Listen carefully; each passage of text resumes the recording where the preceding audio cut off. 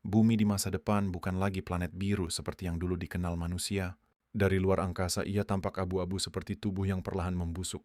Debu bertahun-tahun menumpuk di atap rumah pedesaan, menyelinap melalui celah jendela yang sudah tak pernah dibuka sejak satu generasi lalu mengendap diam-diam di paru-paru anak-anak yang masih tersisa. Penyakit paru-paru kronis kini menjadi penyebab kematian nomor satu, melampaui kanker yang dulu paling ditakuti. Tanaman mati satu persatu. Gandum roboh seperti tentara yang kalah perang. Kedelai menguning dan membusuk sebelum dipanen.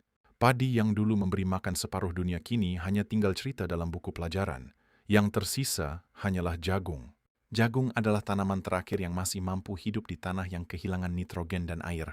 Jagung tidak peduli dengan debu. Ia tetap berdiri meski langit kelabu selama berbulan-bulan. Cooper dulunya seorang pilot. Bukan pilot biasa, ia adalah salah satu yang terbaik di NASA. Sebelum lembaga itu dibubarkan diam-diam oleh pemerintah yang panik, sebelum rekamannya dihapus dari internet, sebelum ia sendiri dipaksa membakar seragam penerbangannya di halaman rumah, sekarang ia hanya seorang petani.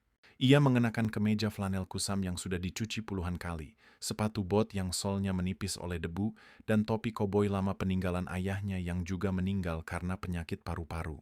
Setiap pagi ia bangun sebelum matahari terbit, meskipun matahari kini tampak redup seperti bohlam 5 watt, lalu berjalan ke ladang jagungnya.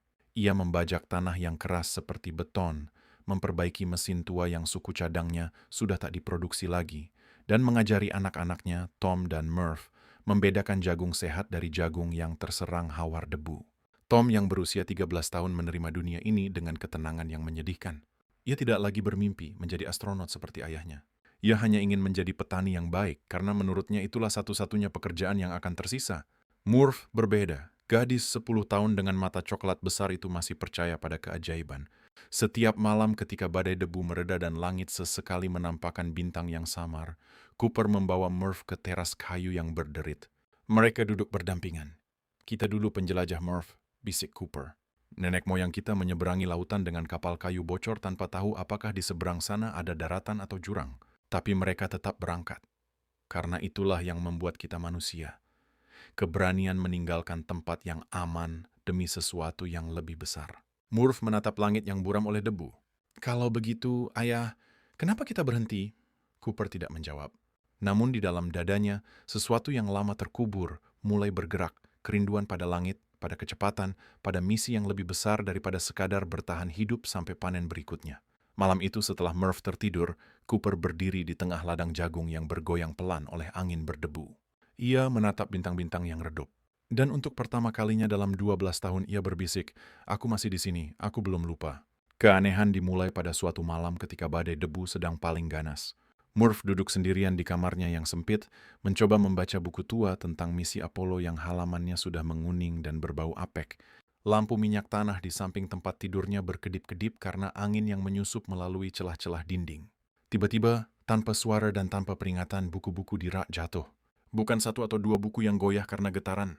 Bukan juga buku yang sengaja didorong oleh angin.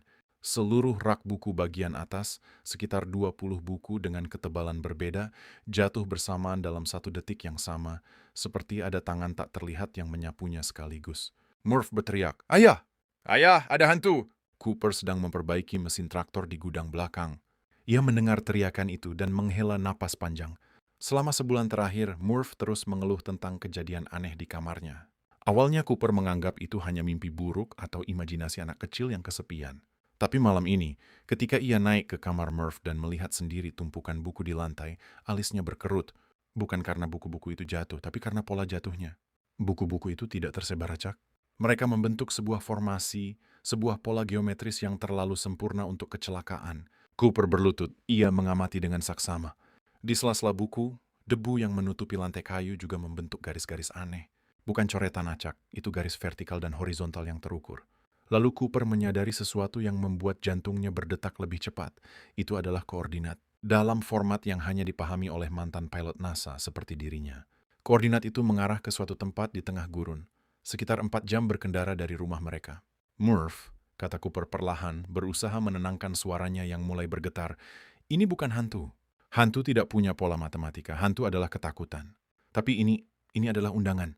Murph menatap ayahnya dengan mata yang penuh air mata dan juga kemarahan.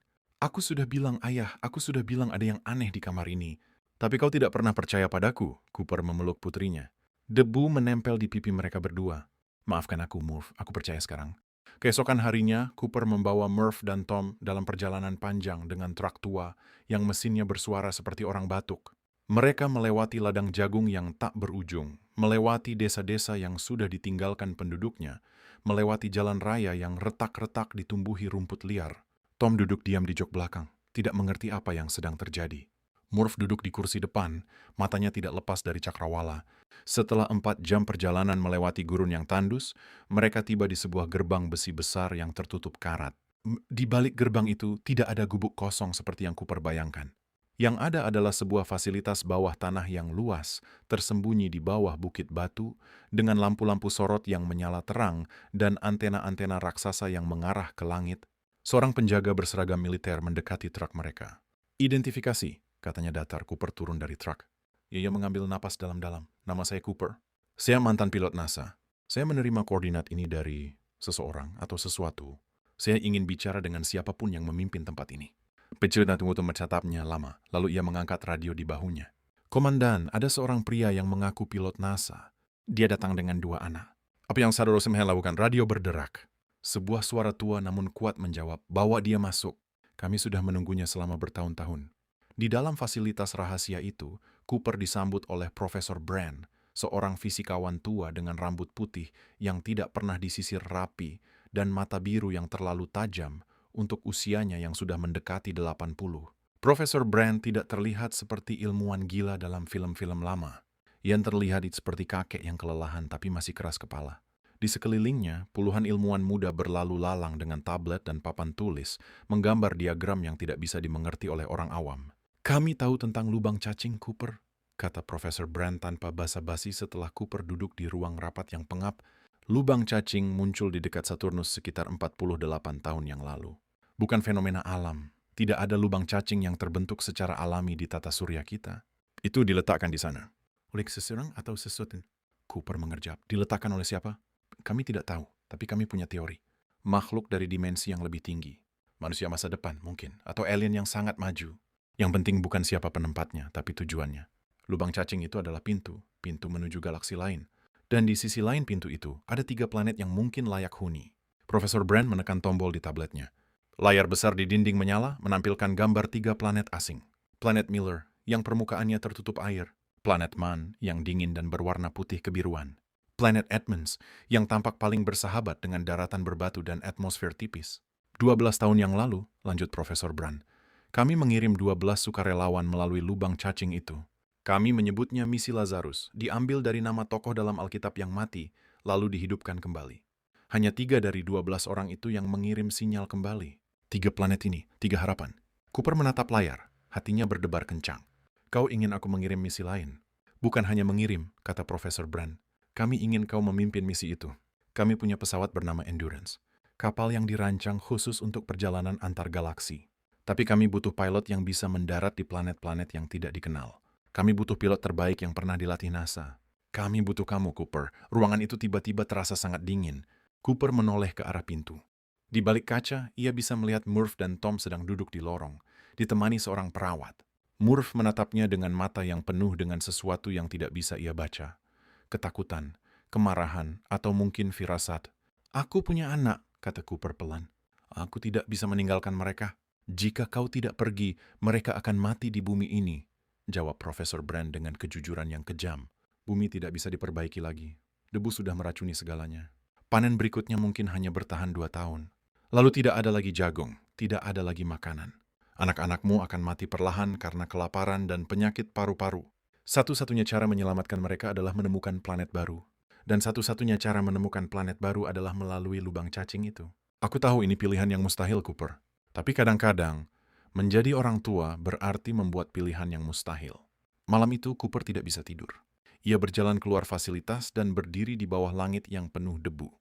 Ia memejamkan mata, ia membayangkan wajah Murph. Wajah Tom. Wajah istrinya yang sudah meninggal karena kanker 5 tahun lalu. Ketika ia membuka mata, air matanya mengalir tanpa suara. Ia sudah tahu jawabannya. Hari keberangkatan adalah hari terburuk dalam hidup Cooper.